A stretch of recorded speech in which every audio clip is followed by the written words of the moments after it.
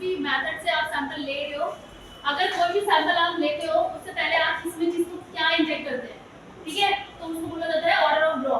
मतलब जिस भी पैटर्न से या जिस भी मेथड से आप क्या करते हो वो सैंपल के चल भी नहीं रहा इस तरीके से चलेगा। एक जना यहाँ पे एक जना यहाँ बैठो और इससे स्लाइड चेंज करते रहो, ठीक है।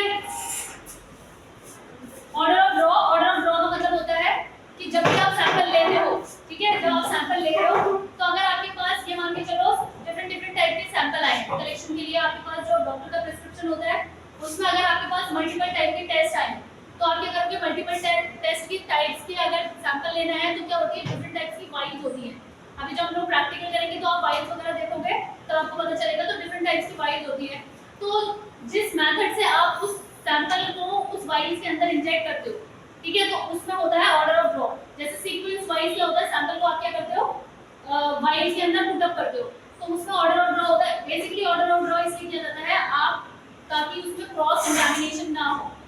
अपने क्रॉस कंटामिनेशन को करने के लिए, क्रॉस कंटामिनेशन से बचने के लिए बेसिकली आप क्या करते हो, ऑर्डर ऑफ ड्रॉ करते हो। इसमें देखो मेंशन है, to avoid cross contamination blood must be drawn and collection to tubes in a specific order is known as order of draw. कोई ये पूछता है कि ऑर्डर ऑफ ड्रॉ क्यों कर रहे हो आप, क्यों आप सीक्वेंस वाइज सैंपल को आप वाइज के अंदर इंजेक्ट कर रहे हो, तो बेसिकली क्रॉस कंटामिनेशन से बचने के लिए। अगर आपने फर्स्ट वाले मेथड में फॉर एग्जांपल मान के चलो आपके पास कोई प्रिस्क्रिप्शन ऐसा आया है जिसमें सारे ही सैंपल्स है, तो आप क्या करोगे, उसको sequence wise he add on करोगे। अगर आपने सीक्वेंस वाइज ऐड नहीं करा, मान के चलो अगर हेपारिन के बाद आपको ईटीटीए में इंजेक्ट करना है और आपने पहले उसमें करा, तो उसमें होता है कि क्रॉस कंटामिनेशन के चांसेस ज्यादा होते हैं, ठीक है। तो इसलिए आप क्रॉस कंटामिनेशन से बचने के लिए आप क्या करते हो, सैंपल को एक सीक्वेंस वाइज या फ्लो वाइज क्या करते हैं, इंजेक्ट करते हो फाइल्स के अंदर, ठीक है। तो सबसे पहले जो आता है आपका आता है ब्लड कल्चर। फॉर एग्जांपल जैसे कि आप पहले ब्लड टेस्ट करवाते हैं नॉर्मली, ठीक है। बेसिकली मान लीजिए चलो अगर ब्लड में कोई इंफेक्शन वगैरह या माइक्रोस्कोपिक अगर आपको लगता है कोई माइक्रो ऑर्गेनिज्म ग्रो कर गया है या आपको किसी भी टेस्ट की कंफर्मेटरी रिजल्ट चाहिए होता है, तो आप उसके लिए ब्लड कल्चर करते हो। ब्लड कल्चर में जैसे मैंने आपको बताया था, यूरिन पढ़ा रही थी तो उस टाइम में मैंने बताया था यूरिन कल्चर में क्या होता है, एक कंफर्मेटरी टेस्ट होता है। तो वैसे ही ब्लड कल्चर जो होता है आपका एक कंफर्मेटरी टेस्ट टाइप का होता है। जो भी आप ये करते हो ना, एलएफटी केएफटी ये सारी चीजें करते हो, बट कंफर्म करने के लिए कि क्या इसमें कोई माइक्रो ऑर्गेनिज्म आपके ब्लड में प्रेजेंट है जिसकी वजह से आपको इन्फेक्शन जो हो रहा है वो ग्रो कर रहा है, तो उसी को आइडेंटिफाई करने के लिए क्या होता है, ब्लड कल्चर ट्यूब्स होती है या वाइल्स होती है। ट्यूब्स बेसिकली वो होती है जैसे फॉर एग्जांपल जैसे हम लोग फूड खाते हैं, हम लोग खाना खाते हैं, हम लोग खाना क्यों खाते हैं, बेसिकली ग्रो करने के लिए खाते हैं। अब मान के चलो अगर ब्लड कल्चर अगर मैं कर रही हूं दैट मींस कि माइक्रो ऑर्गेनिज्म को ग्रो कर रही, तो आपका जो माइक्रो ऑर्गेनिज्म का फूड होता है, जैसे हम लोग खाते हैं ना, हम लोग तो डिफरेंट टाइप के खाना खाते हैं, स्ट्रीट फूड हो गया या नॉर्मल फूड हो गया, रोटी सब्जी समथिंग, तो आप माइक्रो ऑर्गेनिज्म को ग्रो करवा दो, तो माइक्रो ऑर्गेनिज्म का फूड होता है वो बेसिकली आपके टू टाइप्स का होता है। अगर आपने माइक्रोबायोलॉजी पढ़ी है तो आपने पढ़ा होगा, एक होता है अगार और एक होता है ब्रॉथ, पता है अगार और ब्रॉथ, इन दोनों का डिफरेंस बस इतना सा होता है, दोनों ही आपके माइक्रो ऑर्गेनिज्म की फूड है। आप फूड खाते हो अपने आप को ग्रो करने के लिए, वैसे ही माइक्रो ऑर्गेनिज्म की फूड टेक करते हैं आपका मतलब अपने आप को मल्टीप्लाई करने के लिए या ग्रो करने के लिए। जो अगार होता है वो बेसिकली क्या होता है, आपका सॉलिड फॉर्म होता है, मतलब कि एक पाउडर फॉर्म में होता है, आप उसको डिसॉल्व करते हो और पोर करते हो और आपका ये कन्वर्ट हो जाता है जिस तरह का जेली लाइक स्ट्रक्चर या फिर सॉलिड में कन्वर्ट होता है। और जो आपका ब्रॉथ होता है वो भी आपका माइक्रो ऑर्गेनिज्म का फूड होता है, बट ये क्या होता है आपके लिक्विड पोर्शन में, ठीक है, ये लिक्विड में होता है आपका ब्रॉथ, और जो अगार होता है वो आपका सेमी सॉलिड या सॉलिड बोल सकते हो, ठीक है। तो जो आपका ये ब्लड कल्चर की जो ट्यूब में होता है या वाइल में जो आपका फूड होता है माइक्रो ऑर्गेनिज्म का, वो होता है ब्रॉथ फॉर्म में, समझ में आया। कल्चर में, कल्चर ट्यूब्स में या कल्चर जो बॉटल्स होती हैं उसमें जो आपका पहले से जैसे आप जो एंटीकोगुलेंट वाइल यूज करते हो, इसमें पहले से ही आप देखना इसमें ना वेपर्स की ड्रॉप्स टाइप की होंगी वाइल्स के अंदर, जो एंटीकोगुलेंट वाइल्स होती है ना, जैसे कि आपकी ब्लू टॉप मान लो, रेड आप ग्रीन टॉप या ईडीटी या फ्लोराइड कोई भी मान लो, उसके अंदर ऑलरेडी एंटीकोगुलेंट प्रेजेंट रहता है। अब एंटीकोगुलेंट क्यों प्रेजेंट रहता है, ताकि जब आप सैंपल निकाल रहे हो बॉडी से वो एज इट इज कंडीशन में ही रहे। तो वैसे ही क्या होता है, ब्लड कल्चर वाली जो ट्यूब्स होती है वाइल होती है, उसमें ऑलरेडी क्या होता है, ब्रॉथ प्रेजेंट रहता है। जैसे आप लोग क्या करते हो, ईडीटी वगैरह वाली में सैंपल जब इंजेक्ट करते हो, डालते हो, आप क्या करते हो, थोड़ी देर मिक्स करते हो, उसको मिक्स करते हैं ना, बेसिकली वो मिक्स क्यों करें, ताकि आपका जो ब्लड है उस एंटीकोगुलेंट के साथ मिक्स हो जाए और आपका जो ब्लड है एज इट इज कंडीशन में ही रहे, जैसे आपकी बॉडी के अंदर फ्लो हो रहा है। तो वैसे ही ब्लड कल्चर में क्या होता है, ब्रॉथ होता है ठीक है, आप क्या करते हो, सैंपल लेते हो, आप ब्रॉथ वाली बोतल में डालते हो और क्या करते हो, मिक्स करते हो, ताकि कुछ टाइम पीरियड के बाद 72 या 48 आवर्स के बाद आपकी बोतल के अंदर या आप जब तक का सैंपल भेज रहे हो उसमें माइक्रो ऑर्गेनिज्म ग्रो कर जाए। अब वो माइक्रो ऑर्गेनिज्म जब ग्रो करेगा तभी आप आइडेंटिफाई करोगे वो सैंपल में माइक्रो ऑर्गेनिज्म कौन सा, कब से और कितना इंक्यूबेशन पीरियड उसका चाहिए। सेकंड वाला, जब आपने ब्लड कल्चर में ले लिया, देन आपके पास सैंपल जो आएगा वो आएगा सीधा कोआगुलेशन ट्यूब में जाओगे। दैट मींस कि सोडियम साइट्रेट की वाइल, सोडियम साइट्रेट की वाइल जो है ना स्काई ब्लू कलर की होती है। अभी सारी हम लोग देखेंगे, सारी बताऊंगी, बस यहाँ पे कल्चर का मुझे डाउट है कि कल्चर वाली है या नहीं है, बट कोआगुलेशन ट्यूब जो होती है वो ब्लू कलर की होती है, स्काई ब्लू कलर की। जितने भी कोआगुलेशन वाले होते हैं, अभी हम लोग फर्स्ट वाले पढ़ा था ना कोआगुलेशन फैक्टर या क्लॉटिंग फैक्टर पढ़ रहे थे, उसमें हम लोगों ने क्या पढ़ा था, प्रोथ्रोम्बिन, थ्रोम्बिन, फिब्रिनोजन, ये सारे ये बेसिकली आपके क्लॉटिंग फैक्टर्स होते हैं। तो जो भी कोआगुलेशन वाले जो टेस्ट होते हैं वो सारे आपके ब्लू टॉप में जाते हैं। समझ आया? जो कोआगुलेशन वाले सारे फैक्टर्स वाले जो भी होते हैं, प्रोथ्रोम्बिन, थ्रोम्बिन, पीडीआई, एनआर, ये सारे कुछ भी जो भी कोआगुलेशन फैक्टर्स वाले जो भी कोआगुलेशन वाले होते हैं वो जाते हैं सोडियम साइट्रेट वाली वाली। ठीक है, नेक्स्ट आता है क्लॉट एक्टिवेटेड विदाउट जेल, मतलब कि रेड वाली टॉप। आपने रेड वाली टॉप देखी है, प्लेन वाली वाली, प्लेन वाली वाली में क्या होता है, बेसिकली क्लॉट एक्टिवेटेड है बट विदाउट जेल। आपकी एक दो टाइप की होती है क्लॉट एक्टिवेटर, एक होती है आपकी एसएसटी यानी कि गोल्डन टॉप या येलो टॉप भी बोलते हैं, और दूसरी होती है आपकी रेड वाली टॉप। जो रेड वाली टॉप होती है उसमें बेसिकली क्या होता है, कोई जेल प्रेजेंट नहीं होता। इसमें बेसिक इन दोनों में डिफरेंस सिर्फ ये है क्लॉट एक्टिवेटर और सीरम ट्यूब वाले में। इसमें बेसिकली क्लॉट एक्टिवेटर वाले में विदाउट जेल वाले में आपकी नॉर्मल प्लास्टिक की ट्यूब होती है, और इस वाले में सीरम ट्यूब विद जेल वाले में एक ट्यूब होती है जिसके अंदर ऑलरेडी क्या होता है, जेल प्रेजेंट रहता है। अगर दोनों की बात करो, दोनों ही आपके बायोकेमिकल टेस्ट के लिए यूज होती है। बायोकेमिस्ट्री में जितने भी टेस्ट लगते हैं आपकी येलो और रेड वाले ट्यूब में ही लगते हैं। दोनों में सिर्फ इतना सा डिफरेंट होता है, पहला जेल का, दूसरा प्राइस का। ये वाली जो आपकी रेड टॉप होती है वो थोड़ी सी सस्ती मिलती है क्योंकि इसमें वो नहीं है, बेसिकली जेल वगैरह नहीं है। जो दूसरी वाली होती है इसमें जेल होता है। इस वाले में दोनों में डिफरेंस एक और है कि जब आप रेड वाली टॉप में सैंपल लेते हो तो क्या होता है, जब आपका हल्का सा भी अगर हाथ हिल रहा है तो उसमें क्या होती है, जब सेटल डाउन करते हो तो सेटल डाउन जब कैसे करते हैं, जब आप प्लेन वाली को सेटल डाउन करोगे तो नीचे आपकी आरबीसी आएगी, बीच में बफी कोट आएगा और ऊपर क्या आएगा, सीरम आएगा। ठीक है, सीरम आएगा, आरबीसी नहीं आएगी, आरबीसी नीचे आ गई। बेसिकली सेंट्रीफ्यूज आपके हैवी मटेरियल पे काम करता है। आपका जो हैवी मटेरियल होगा वो नीचे आ जाएगा, देन उससे ऊपर वाला और लास्ट में सबसे जो लोअर मॉलिक्यूलर वेट वाला होगा वो ऊपर आएगा।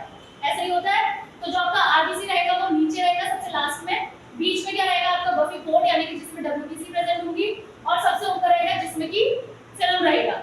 उसमें कोआगुलेशन फैक्टर नहीं होते, सीरम रहेगा।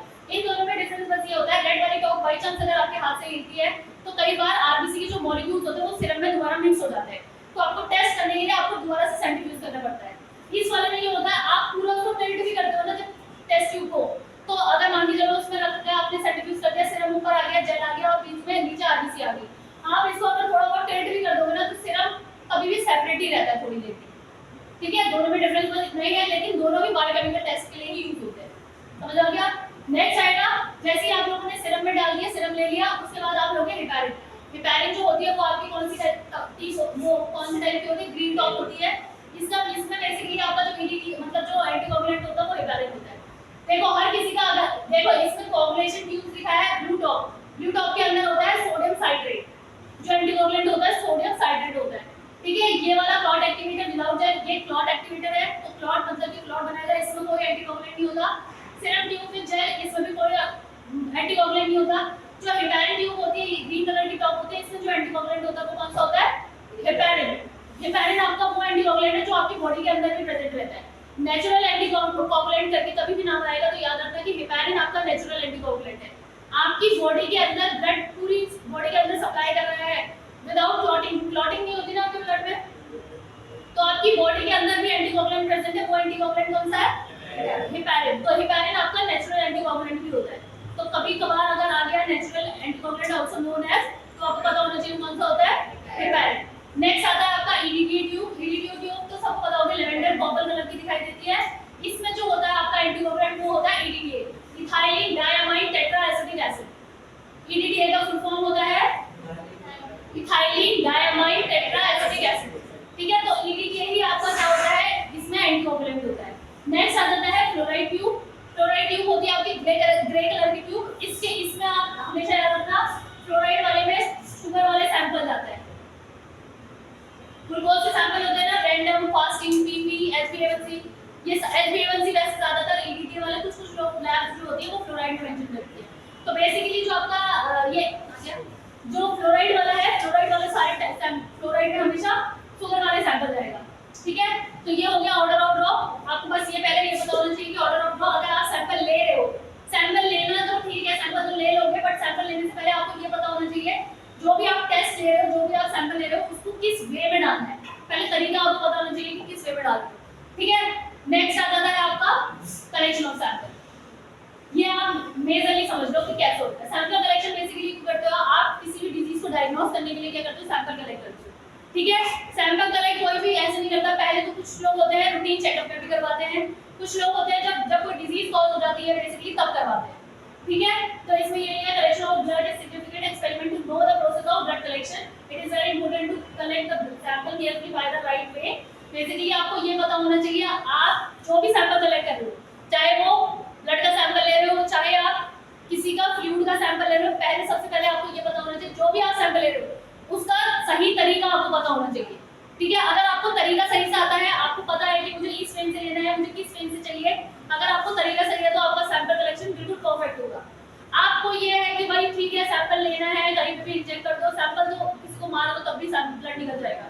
अगर आपका तरीका सही वो होता है जब आप वेन में इंजेक्ट करो प्रॉपर तरीके से और सामने वाले पेशेंट को पेन भी ना हो, विदाउट पेनिंग आपको सैंपल लेना है। अगर पीछे से आओ ना, पीछे से आने में क्या दिक्कत है?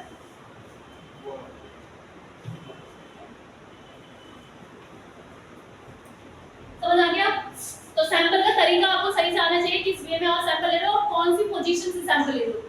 जैसे कि फॉर एग्जांपल मैंने वहां पे भी क्लास में डिस्कस करा था, अगर किसी की ये वाली वेन नहीं होगी तो ऐसा नहीं है कि उसका सैंपल नहीं लिया जाएगा, ठीक है। तो आपको ये पता होना चाहिए कौन कौन सी सैंपल, कौन कौन से एरिया से सैंपल लिया जाता है। बाय चांस अगर आपको वो वाली एरिया कंफर्म नहीं है, आपको थोड़ा डाउट हो रहा है कि मुझे ये वाले से थोड़ा सा डाउट है कि वेन प्रॉपर नहीं दिख रहा, आप दूसरी पोजीशन से ले सकते हो। ऐसा नहीं है कि आपको एक पर्टिकुलर लोकेशन दी है वहीं से ही सैंपल लेना है, ठीक है। अब बताते हैं रिक्वायरमेंट, क्या क्या रिक्वायरमेंट होती है। पहला आपको पता होना चाहिए कि निडल या फिर सिरिंज।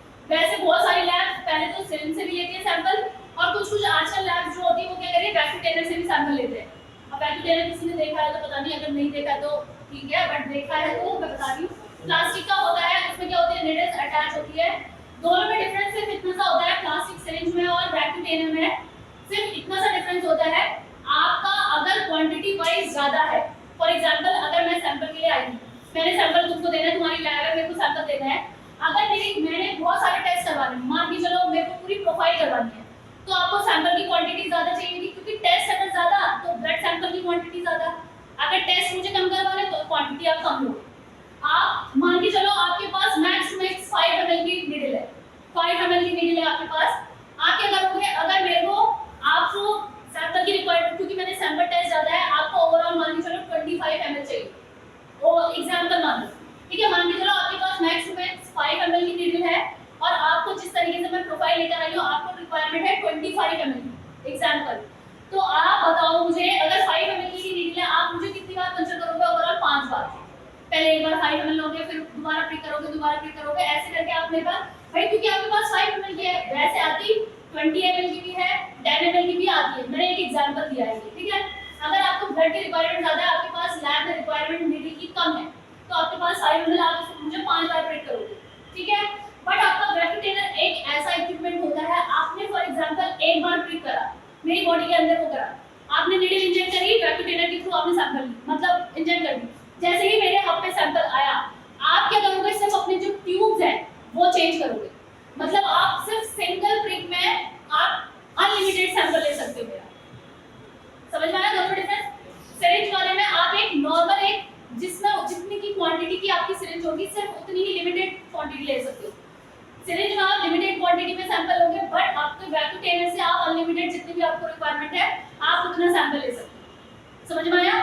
तो इन दोनों में तभी आजकल जो लैब होती है क्या करती है, वो वैक्यूटेनर का यूज करती है, क्योंकि पेशेंट को ताकि बार बार प्रिक ना करना पड़े, ठीक है। इसलिए वो क्या करती है, वैक्यूटेनर का यूज करती है। बट इस वाले में फिलहाल मैंने निडल से ही बताया है, क्योंकि यहाँ पर जो है निडल से ही समझ, ठीक है। दूसरा होता है टर्निकेट। टर्निकेट क्या होता है, बेसिकली जो आप आर्म में उसको आर्म को थोड़ा टाइट करने के लिए बांधते हो, या उसको थोड़ा सा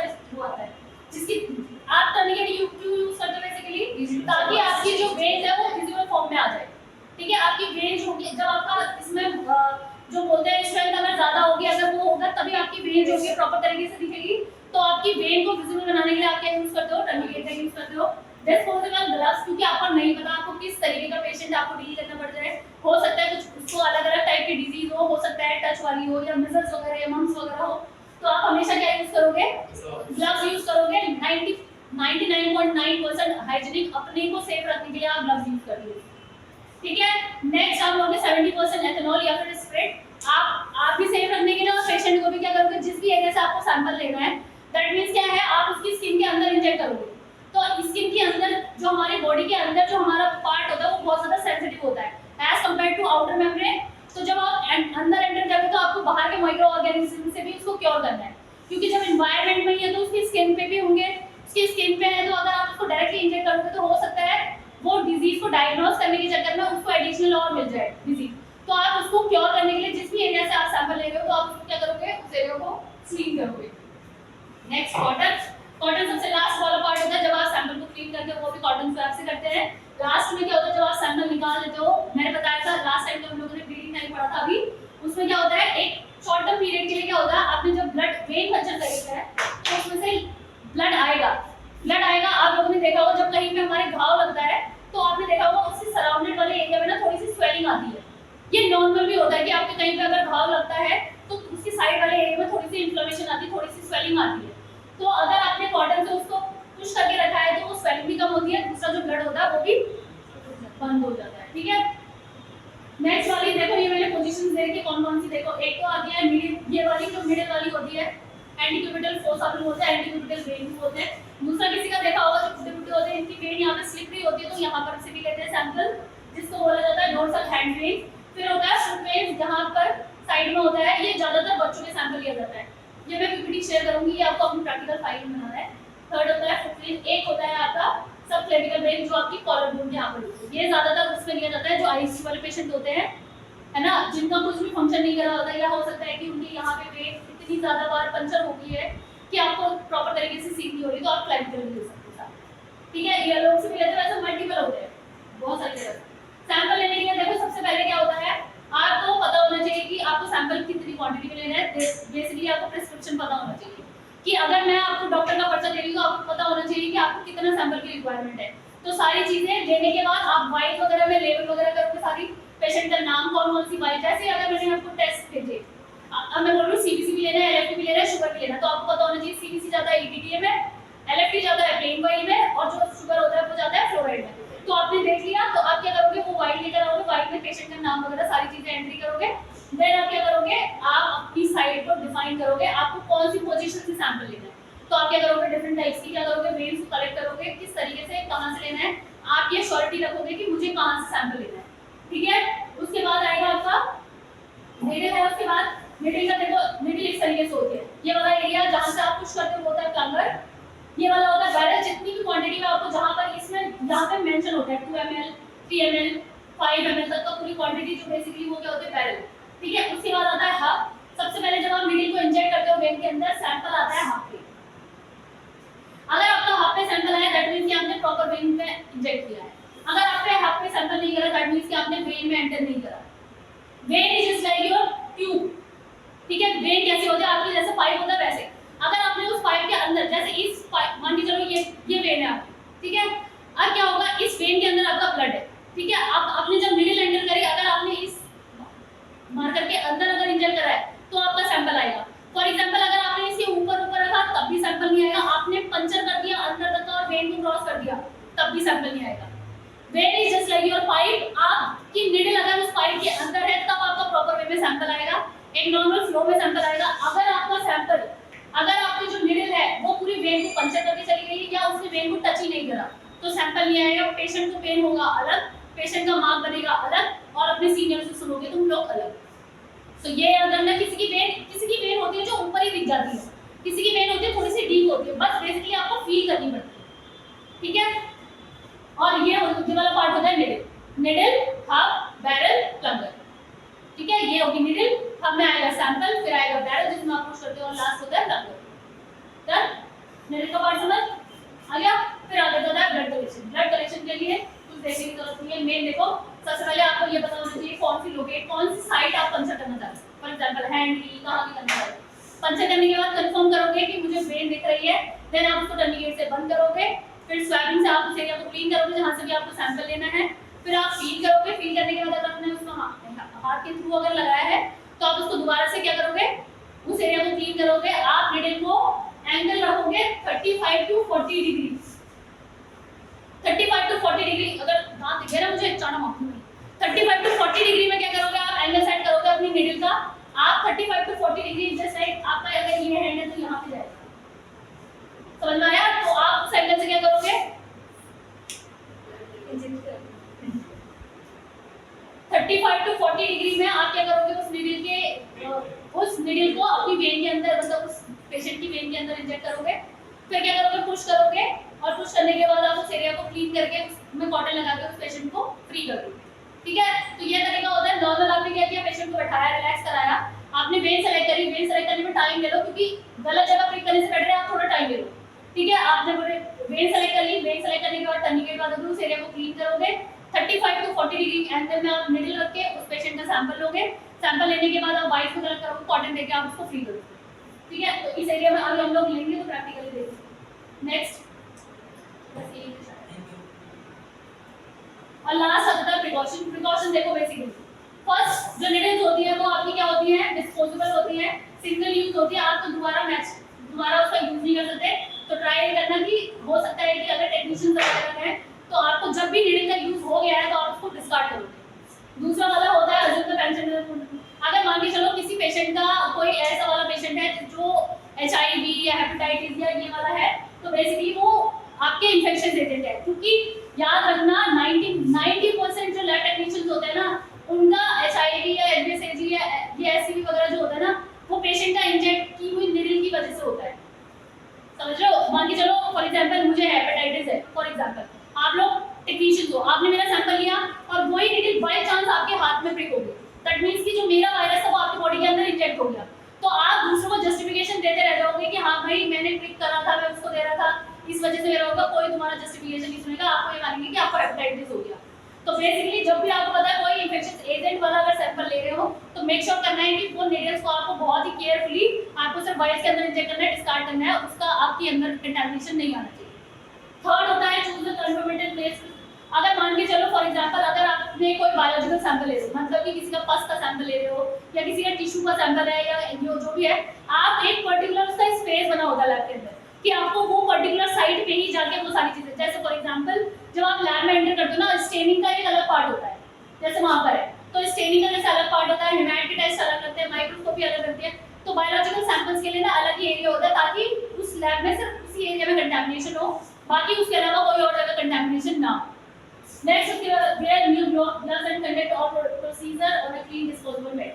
बेसिकली क्या करना है, आपका जो ग्लव्स होता है वो डिस्पोजेबल होते हैं। आप सिंगल यूज हर पेशेंट के लिए अलग अलग यूज करो, क्योंकि आपको नहीं पता कि पेशेंट कैसा है। ठीक है, तो आपको क्या करना है, ऐसा ना हो कि एक सैंपल ले लिया एक पेशेंट के साथ देन कोई ग्लव्स आप दोबारा यूज करो। आपको हमेशा याद रखना है कि single patient single needle single disposable glove. समझ में आ गया? नीडल में सिंगल, ग्लव्स में सिंगल और एक पेशेंट में सिंगल करना है। अभी वहाँ पे आप सीख रहे हो, जब आप लैब में चले जाते हो तो वहाँ पर आपका कुछ वैरायटी होता है, आप क्या करते हो नई नई चीजें मतलब सिंगल यूज करके उसको थ्रो आउट करते हो, क्योंकि वहाँ पे चीजें डिस्पोजेबल होती है, सिंगल यूज करना है और थ्रो बैक करना है। ठीक है, फिर उसके बाद क्या है, transferring biological sample into the vegetable tube immediately able. Basically अगर कोई भी बायोलॉजिकल सैंपल्स ले रखे आपने, चाहे ब्लड लेकर जो भी करता है, आपको डायरेक्टली क्या करना है, उसको ट्यूब में एंटर करना है और क्या करना है, इमीडिएटली उसको जो भी लेवल वगैरह है वो मेंशन करना है, पेशेंट का नाम, ये वो सारी चीजें। या अगर आपको कोई सैंपल कहीं ट्रांसफर करना है तो वो भी आपको डायरेक्टली वो अलग चैम्बर में रखना है और वो जो ट्रांसफर करना है वो जितना जल्दी हो सकता है करना है। उसके बाद match the patient name with given blood, जो भी है आपको कंफर्म कर लेना है, एक बार क्रॉस चेक कर लेना है, कहीं ऐसा ना हो दूसरे की रिपोर्ट दूसरे के पास चले जाए। इसलिए क्या करना है आपको कि मैच कर लेना है, जिस भी पेशेंट का वो आप कर रहे हो तो वो आपकी जो भी रिक्वेस्ट फॉर्म आया है, प्रिस्क्रिप्शन आया है, उससे ही जाके मैच